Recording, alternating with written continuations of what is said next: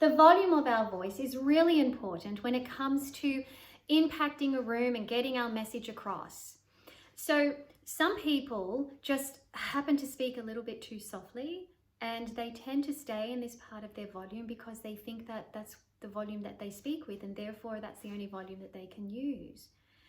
But if you want to communicate and be a little bit more impactful and effective, and especially if you're doing something like speaking on a stage in front of a live audience, or if you're speaking into a video camera or are doing a live webinar, then you really need to raise the volume of your voice. You need to be much louder than what feels normal or natural. And this can take some getting used to. So my next tip is what I suggest is that you actually practice speaking into the camera. Video yourself or record yourself and speak at different volumes. So try raising your voice like this and being a little bit louder, and notice what that sounds like. And then bring your volume back to a medium level like this, and then bring your voice back to a really soft level.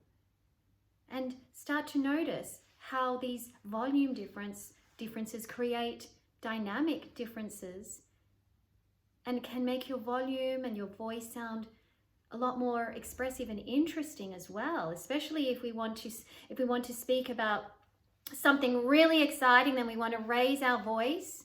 And if you really want to sing those high notes in that song and belt it out, then you need to raise that voice.